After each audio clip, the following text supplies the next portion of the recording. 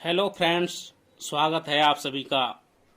दोस्तों, आज हम आगे बढ़ते हैं एक नए टॉपिक के साथ, सर्किल व्रत।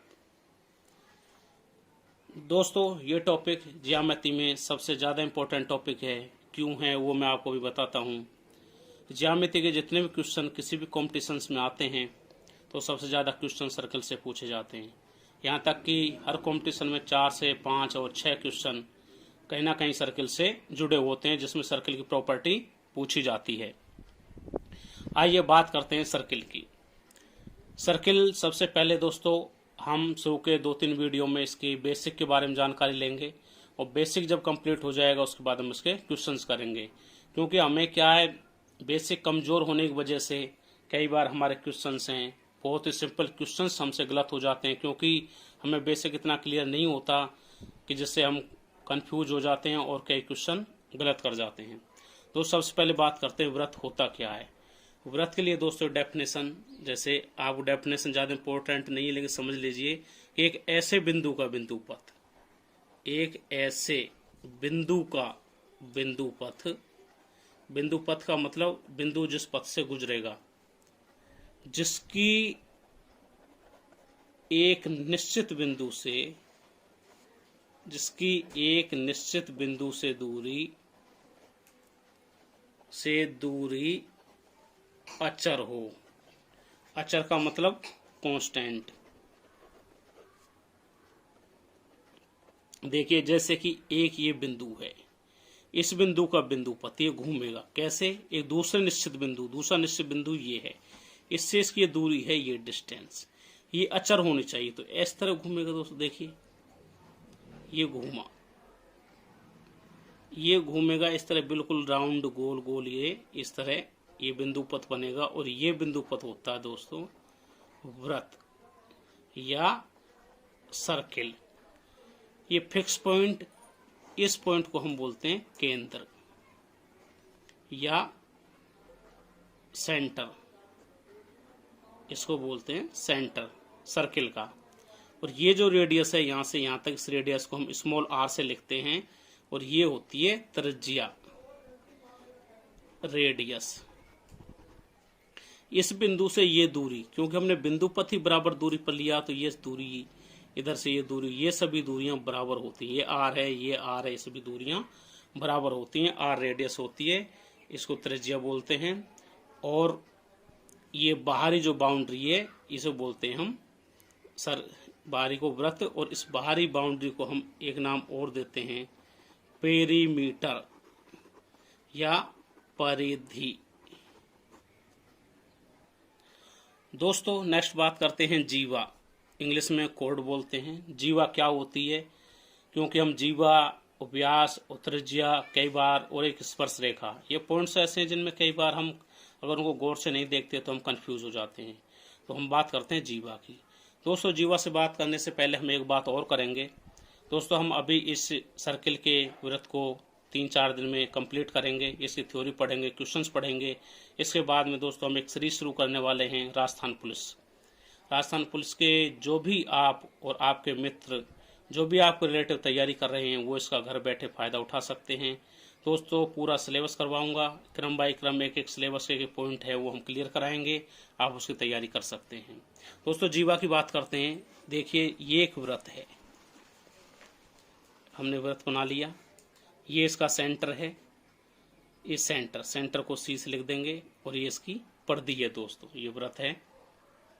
जीवा क्या होता है दोस्तों, परिधि के किन्हीं भी दो बिंदुओं को मिलाने वाला रेखाखंड। मान लो ये दो बिंदु हैं A और ये दूसरा बिंदु है B, इसको मिला दिया हमने, तो ये होती है दोस्तों जीवा, या इसको इंग्लिश में हम लिखते हैं कॉर्ड। ये जीवा है दोस्तों। ऐसे ये भी जीवा हो सकती है, ये भी जीवा हो सकती है, इस तरह से कोई भी जीवा हो सकती है। जीवा के बारे में बात दोस्तों, जीवा के बाद एक और टॉपिक आता है, जीवा के बाद आता है व्यास, या इसको हम लिखते हैं डायामीटर इंग्लिश में। व्यास क्या होता है दोस्तों, देखिए जैसे ये जीवा आपने देखिए अभी, अगर हम एक जीवा इस तरह खींचें जो सेंटर से होकर गुजरे, देखिए ये हमने खींची बिल्कुल स्ट्रेट लाइन, और इसका नाम रख लिया मान लो CD। ये सेंटर से होकर गुजर रही है दोस्तों, देखो तो ये यहाँ से यहाँ तक त्रिज्या है, यहाँ से यहाँ तक त्रिज्या है, तो ये त्रिज्या के दुगुने के बराबर होती है डायामीटर। तो इसकी परिभाषा के लिए कई बार आपसे क्वेश्चन पूछ लिया जाता है, तो आप लिखोगे कि वृत्त के केंद्र से होकर जाने वाली जीवा होती है, वो होती है व्यास या डायामीटर। ये दोस्तों आप देख सकते हैं, अगर हम इस सेंटर से इसके पैरेलली अगर दूसरी लाइन खींचेंगे, रेखाखंड ऐसे खींचेंगे, तो इससे छोटी होती जाती है, ऐसे इधर भी छोटी, इसके रेस्पेक्ट में देखिए ये छोटी है। तो व्यास जो होता है वो वृत्त की सबसे बड़ी जीवा भी होती है। कई बार ऑब्जेक्टिव क्वेश्चन में या कई इंटरव्यू में आपसे पूछ रहे हैं, तो वृत्त की सबसे बड़ी जीवा होती है जो व्यास होती है। वृत्त है, वृत्त की जीवा देखिए, दोबारा मैं खींचता हूं आपको। ये आपने एक वृत्त बनाया, ये सेंटर है, और यहां से आपने व्यास इस तरह खींचा, तो आप देखिए वृत्त को दो बराबर हिस्सों में बांट रहा है। एक तो ये हिस्सा, दूसरा ये हिस्सा। ये व्यास है AB, ये सेंटर है C। तो व्यास AB से नहीं कोई दूसरा व्यास, मान लो ये, इस तरह भी आप व्यास खींच सकते हो। देखो इधर से इधर ये भी दो हिस्सों में बांटता है। तो वृत्त को व्यास जो होगा, व्यास AB वृत्त को दो समान भागों में बांटता है, तो समान भागों में बांटता है, ये हमें ध्यान रखना। दो समान हिस्सों में बराबर बराबर ये बांटता है। दूसरी चीज अभी हमने देखी, ये भी त्रिज्या होती है, इस सी से लेकर यहाँ तक ये भी त्रिज्या है, पूरा व्यास है। यानी कि व्यास बराबर क्या होता है, 2 × त्रिज्या। या व्यास को अगर हम D से लिखें तो इसे हम लिखते हैं 2 × R। एक रिलेशन भी आपको ध्यान रखना, कई बार एग्जाम्स में पूछा जाता है और आपसे भी पूछा जा सकता है। एक वेरी इंपॉर्टेंट बात आप देख सकते हैं दोस्तों, सेंटर से जो जीवा जितनी दूर है वो उतनी छोटी होती जाएगी। अगर हम और दूर लेंगे देखिए और छोटी हो जाती है, और जो जिस सेंटर के जितने करीब है वह उतनी बड़ी होती जाती है, और वो जो सेंटर से होकर गुजरेगी वो सबसे बड़ी जीवा होगी और वही व्यास होगी। ये कुछ इंपॉर्टेंट बातें हैं, छोटी छोटी बातें, लेकिन आपको याद रखनी है, क्योंकि ये चीजें आपके बहुत ज्यादा काम आने वाली हैं। दोस्तों नेक्स्ट बात करते हैं वृत्तखंड। वृत्तखंड को दोस्तों सेगमेंट भी लिखते हैं। वृत्तखंड होता क्या है, देखिए दोस्तों, जैसे आपने कोई वृत्त खींचा, ये वृत्त है, ये सेंटर है, आपने कोई जीवा इस तरह खींची, मान लो ये एक जीवा है, तो देखो दोस्तों ये दो जगह वृत्त को बांटती है। एक वृत्त तो दोस्तों आपका ये है और एक वृत्त आपका ये है, दो हिस्सों का। ये जो हिस्सा है, क्योंकि ये छोटा है तो इसको बोलते हैं दोस्तों लघु वृत्तखंड, या दोस्तों इसे हम लिखते हैं माइनर सेगमेंट। माइनर सेगमेंट ऊपर वाला बड़ा है तो दोस्तों इसे लिखेंगे वृहद, या इसको लिखते हैं दोस्तों दीर्घ। दीर्घ लिख लो, वृहद लिख लो, वृत्तखंड, या इसको लिखेंगे दोस्तों मेजर सेगमेंट। ये दोस्तों हमें पता होना चाहिए। ये दोस्तों वृत्त के खंड की बात है। ऐसे दोस्तों इस चाप की बात करें, देखो यहां से लेकर यहां तक का चाप है और ये AB है।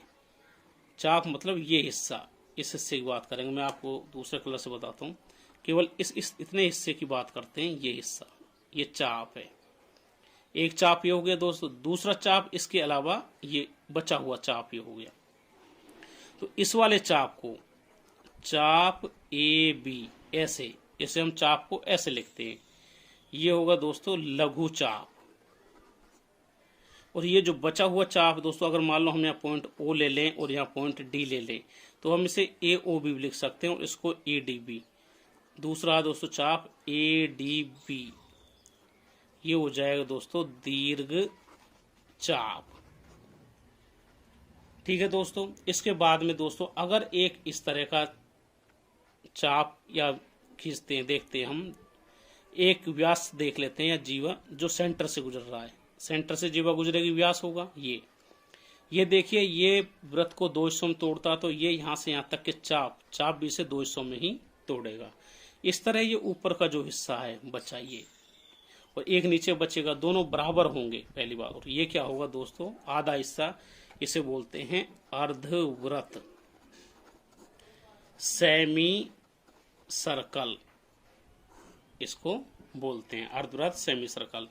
ऐसे दोस्तों अगर आप किसी एक दूसरे वृत्त की बात करें, देखिए ये सेंटर है, ये इसका व्यास है, एक व्यास हमने और खींच दिया तो देखिए इसने 4 हिस्सों में बराबर बराबर बांट दिया वृत्त को।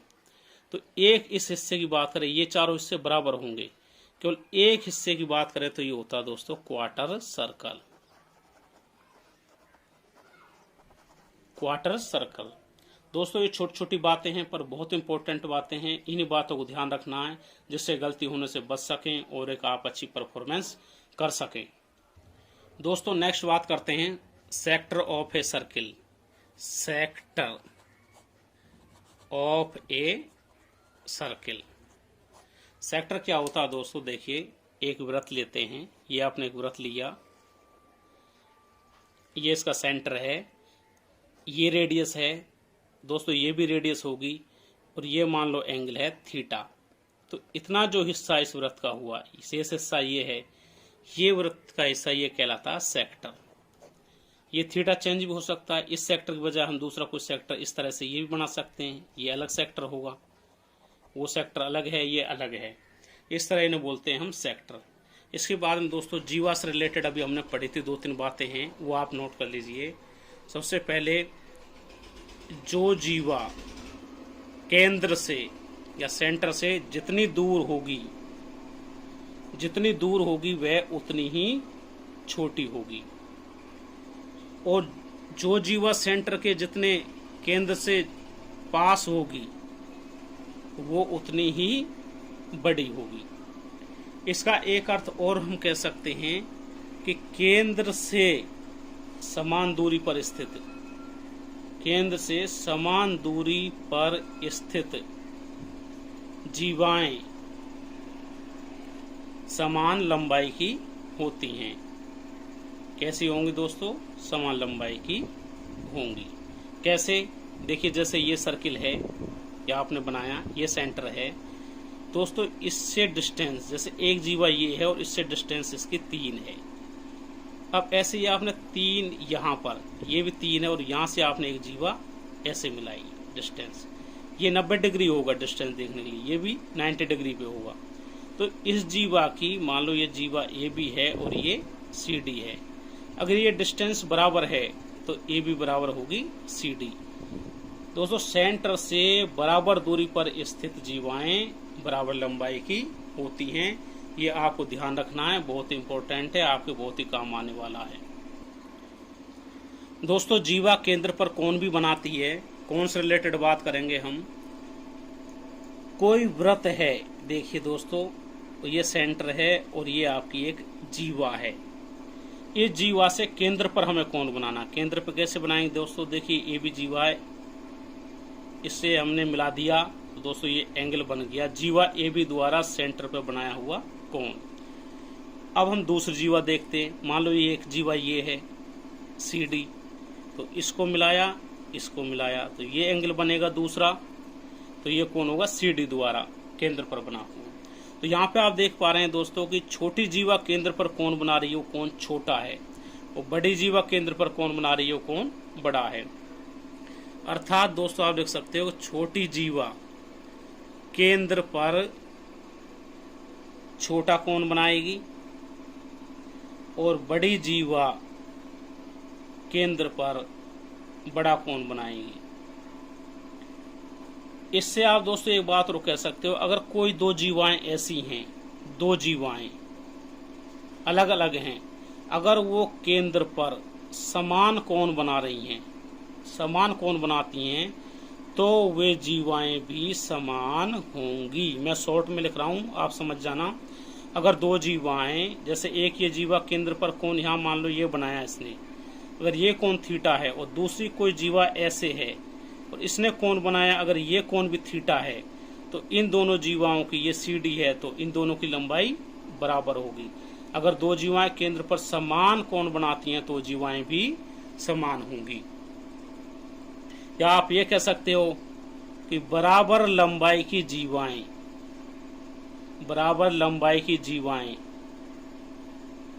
केंद्र पर बराबर कोण बनाती हैं, ये भी आप कह सकते हो। दोस्तों बात करते हैं केंद्र से जीवा पर लंब। केंद्र से जीवा पर लंब कैसे होगा दोस्तों? सबसे पहले एक सर्किल बनाइए। ये आपने एक सर्किल बनाया, इसका सेंटर है C और मान लीजिए कोई जीवा है, ये जीवा का नाम आपने रख दिया PQ। इस केंद्र से जीवा पर अगर लंब डालेंगे तो दोस्तों ये लंब इस तरह डलेगा, ये एंगल 90 डिग्री का होगा और ये इस बिंदु मान लो D बिंदु पर इन्होंने आके मिले। तो दोस्तों अगर ये लंब है, इस पर PQ पर लंब है, तो दोस्तों ये इस PQ रेखा को समद्विभाजित करता है, अर्थात केंद्र से जीवा पर डाला गया लंब जीवा को समद्विभाजित करता है, अर्थात उसे बराबर दो टुकड़ों में बांटता है। कैसे बांटता है थोड़ा सा मैं आपको समझा देता हूँ। देखिए इसको आप इस पॉइंट पर मिलाइए और इसको इस पॉइंट पर मिलाइए। देखिए ये दोनों त्रिज्याएं हैं वृत्त की, तो ये बराबर होंगे आपस में, ये भी R है और ये भी R है। ये जो लाइन है, अब देखिए दो त्रिभुज बन गए, त्रिभुज नंबर 1 और त्रिभुज नंबर 2, ये दोनों रेखाएं बराबर हैं।